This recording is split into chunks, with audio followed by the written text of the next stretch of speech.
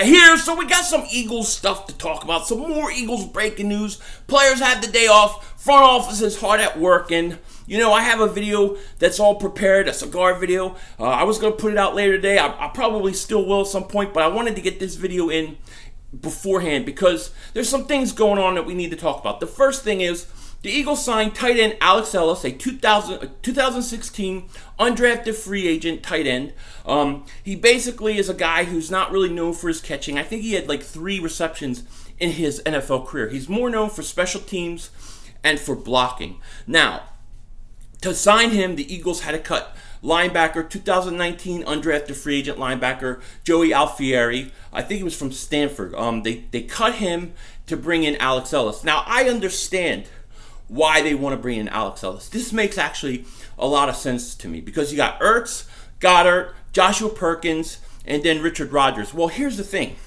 Dallas Goedert has become so valuable, okay? And the amount of times that the Eagles use 12-man personnel, they don't want Dallas Goedert getting a lot of snaps in preseason. They're going to treat him almost like a starter in a lot of ways. And you're not going to have him... What the hell? I'm eating my own beard. Disgusting. What a pig. Anyways, enough about my disgusting self. Okay, so where was I? So you have Dallas Goedert, and he's basically like this. Somebody double move off my ass sometimes. I get on my own nerves.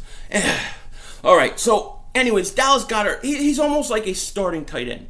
So you're not going to sit there and have him play in the second quarter and third quarter of these preseason games. He's essentially going to get a lot of snaps in that 12-man personnel, so you need a camp body at tight end. So it makes perfect sense to me that you would bring in another tight end to take reps during preseason, and that's all it is. That's all he is. He's not going to make the team. He has no chance. It's just that let him come in, let him get some reps, and that way you don't have to, overuse Joshua Perkins or Richard Rodgers, and you definitely don't want to overuse Dallas Goedert. So I think what this really says is how good Dallas Goedert is and how the Eagles view him. And that's why they're bringing in this tight end. Before I get into the other part of this video, I wanted to say that everybody knows we're expected to sign Jonathan Cyprien. As of right now, when this video is being made, we still don't know who the Eagles are cutting to make room on the roster for Jonathan Cyprien. So we're still waiting for that. It hasn't come out yet. The Eagles haven't confirmed that they signed him yet, but the league office has. So we're just waiting to see who it is that they're going to cut. It's going to be interesting. Now, the other thing we need to talk about is about Cre'Veon LeBlanc. There's a report from Derek Gunn today saying that he has a Lisfranc injury. Now, this is the same injury that Jalen Mills had last year, but Jalen Mills had to have season-ending surgery.